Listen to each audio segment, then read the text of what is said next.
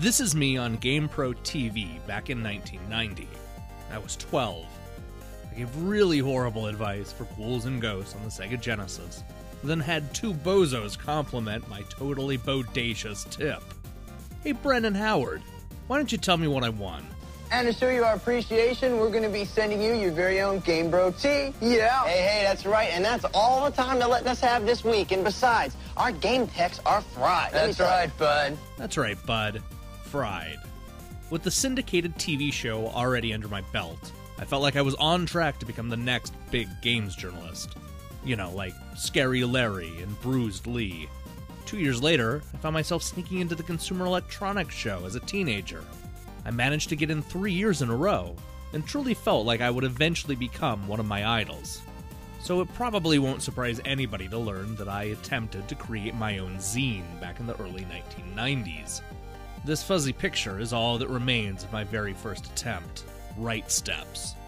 And this was my second attempt, Coin Op. Before long, I settled on the name Insert Coin and started publishing them bi-monthly. Of course, the magazine mostly covered console games, so neither name made any sense, but I'm pretty sure we've already established that I'm an idiot. Despite becoming a Z-list celebrity thanks to GamePro TV, my zine was modeled off of what Electronic Gaming Monthly was doing at the time. And when I say modeled, I mean that I completely ripped off what EGM was doing. Let me give you a few examples. On the left is EGM's rumor section, which was written by Quarterman. On the right is my rumor section, written by Token Man. Christ, that's embarrassing. Here we see EGM's Game of the Month, and on the right is my version. The similarities don't end there, as you'll see by the review layout.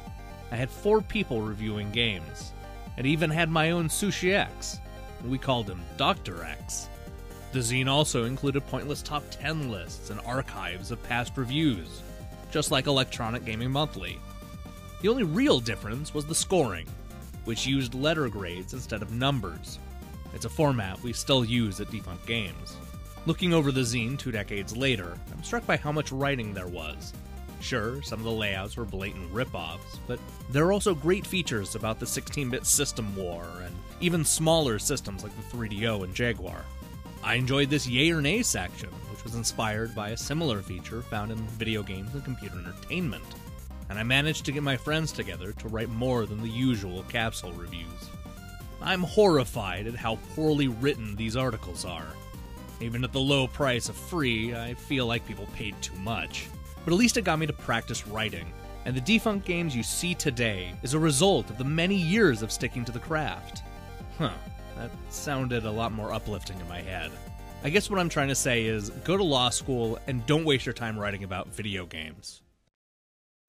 Hey, don't leave now! We're going to be talking about different magazines every single day between now and Christmas. That's 29 episodes looking back at classic game magazines. So don't forget to subscribe and check out those other videos.